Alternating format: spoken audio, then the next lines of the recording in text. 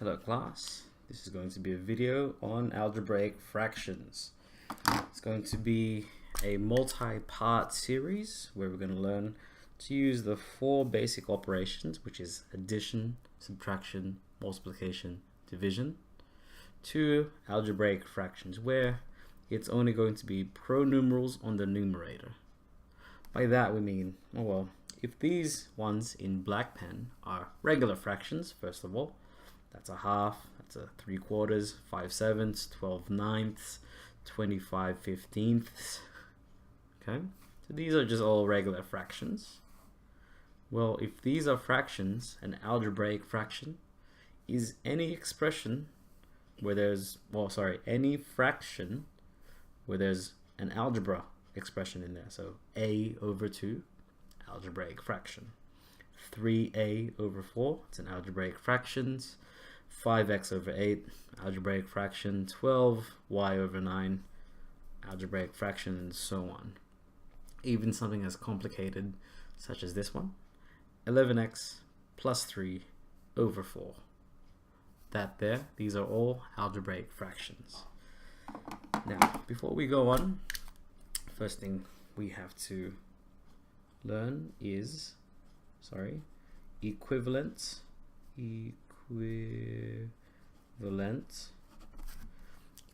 fractions.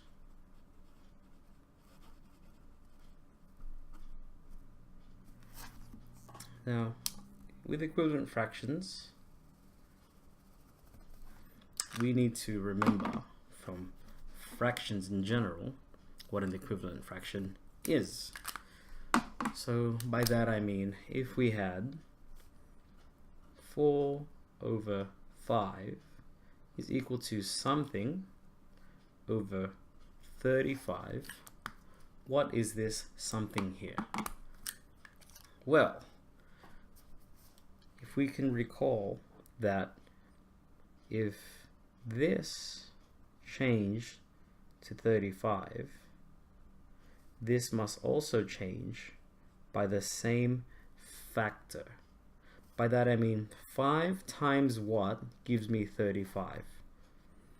Well, 5 times 7 is 35. Well, since we multiplied the bottom by 7, we multiplied the top by 7 as well. So 4 times 7 is 28. So this is what an equivalent fraction is that whatever operation we apply to the denominator, we do the same to the numerator. That's only with multiplication and division. See now, if it works for regular fractions, it will work for algebraic fractions as well. So take, for example, 3n over 7. Okay. So this is now going to change into something over 14. So let's think about it. 7 times what gives me 14? Well, 7 times 2 is equal to 14. So this here must also have been multiplied by 2. So 3n times 2 is 6n. Okay, so now let's try it again with question C, example C. 5x over y is equal to 3y. And this may look a little tricky, but let's work a little bit slowly now. For y to become 3y, what did it multiply by? Well, y times 3 is 3y, so this must also have been multiplied by 3.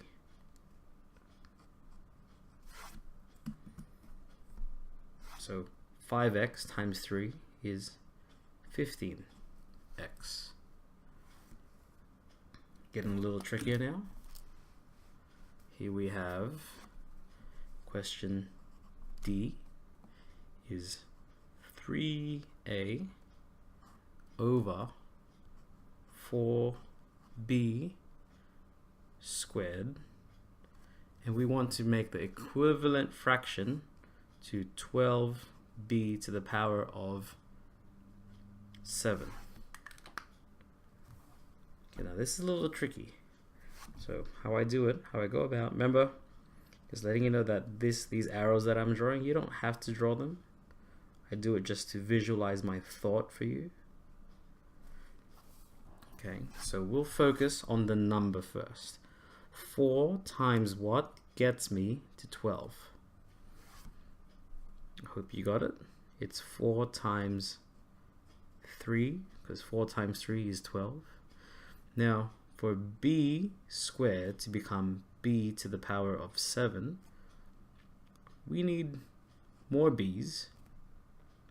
But how many exactly? Well, since indices add, okay, we need 5 more, don't we? Because 2 plus 5 will get me 7, so that's going to be 5. Well, what we do to the bottom, we must also do to the top. So this is going to multiply by the same factor here. So that's times 3b to the power of 5. Okay, so numbers and numbers. So 3 times 3 is 9. A times, well, there are no other a's there, so it's just going to be a. Well, there's no b's here to add to the indices, so it's just going to be b to the power of 5, just like that. So these are equivalent fractions. Okay. Well, if these are equivalent fractions, we are increasing the value, meaning they're getting larger. Okay. We can work backwards as well now. By that we mean this is called reducing or simplifying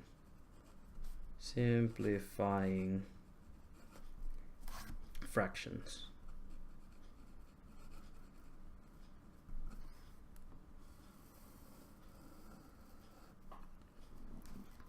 Okay, so let's take a few examples here. Let's go with A. This is 36 over 48. So now, in order for us to simplify, we need to pick a number that can divide 36 and 48 as big as they can. Okay, so let's test it out. Does 36, actually, you know what, I'll show you how I go about doing this. We'll write the factors of 36. So 1 and 36, 2 times 18, 3 times 12, does 4 times 9, 5, and 6 times 6. I'm just going to put 6 like that. So these are the factors of 36. 1 times 36, 36. 2 times 18 is 36. 3 times 12 is 36. 4 times 9, you get it. 6 times 6 is 36. And I do the exact same thing for 48. So it's going to be 1 times 48, 2 times 24, 3 times, carry the 1, that's going to be 3 times 16, 4 times 12, 5 doesn't work, 6 times 8, and that's it. Now all we need to do is find the biggest number that's common to both. So by that I mean 2 is common, but 3 is also common. 4 is common, 6 is common, 8 is not, 12 is common. Is 12 the biggest number in both of them? I think it is. Yeah, that's the largest one there is. So we're going to divide both numbers by 12. So 36 divided by 12, 48 divided by 12, 36 divided by 12 is, well, 3 times 12 is 36. So 36 divided by 12 must be 3. 48 divided by 12, well, that must be 4.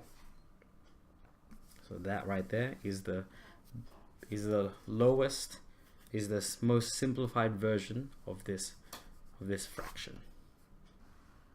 Okay. Now, if that was a little bit confusing, what you can do, I'll do example A again. Is actually, you can do this in multiple steps. Watch. I'm going to divide both of them by 2. Divide by 2. Divide by 2, because they are both even numbers. So 36 divided by 2 is going to be, that's 18. 48 divided by 2 is 24. Can you see how we can divide them again? So I'm going to divide them again. I'm going to divide them by 2 again, because they're both even.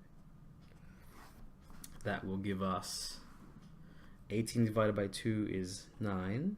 24 divided by 2 is 12. Okay, and I can finally see that they can both be divisible by 3. Divided by 3. Okay, which gives us, finally, 9 divided by 3 is 3. 12 divided by 3 is 4. So as you can see, they get us the same solution. Okay, but the idea is just reducing. So once again, if this is equivalent fractions, making them bigger, this here is simplifying fractions, making them smaller. Okay, so let's go on. Let's move on to a few more. Question B is 9t over 12. Okay, so what is the biggest number we can divide both of them by? Well, 9 can be divided by 3, so I'm going to divide 3, and 12 can also be divided by 3. 9 divided by 3 is 3. T wasn't divided by anything, so that's t. 12 divided by 3 is 4. So that expression is simplified to 3t over 4. Let's go to question C. Example C is 6ab over 9a. Exact same process. We'll focus on the numbers first, just the numbers. Can 6 be divided by, what's the number that you can divide 6 and 9 by? Well, it's going to be divided by 3, divided by 3. Now, is there a letter that's common to both of them, top and bottom? Well, we have an A here and an A here. So we can divide it not just by 3, but we can divide it by 3a. Okay, so this will give us 6 divided by 3 is 2. A divided by A is 1, because anything divided by itself is 1. So A and A, that will vanish, which leaves us with B on top. And 9a divided by 3a, so 9 divided by 3 is 3. A divided by A Well, that's just 1, which we don't write. Okay, 2 more. Question D is 10a to the power of 4 over 8a to the power of 2. Same thing. Can we divide both 10 and 8 by the same number? Well, I can see that it can be divided by 2. 8 can be divided by 2. Now, what's the biggest letter, that we can divide both a's by? Well, there's 2 here. There's 2 here and 4 there. So I guess the biggest number we can divide by is a to the power of 2. This one's also a to the power of 2. This will give us 10 divided by 2 is 5. A to the power of 4 divided by a to the power of 2. Well, using our index laws, 4 minus 2 is 2. 8 divided by 2 is 4. A squared divided by a squared, well, that's just times 1. But we just leave it like that here. One last example, ABC question. Example E is going to be 3ab to the power of 4 over 9a squared b to the power of 3. Okay, so what is the biggest number we can divide the numbers by? So 3 and 9, sorry. Well, I can divide both of them by 3. A and a squared. So the biggest letter A that I can divide by is only A. And in this one we have 4 on top and 3 on the bottom. Well, the biggest one I can divide both of them by is 3.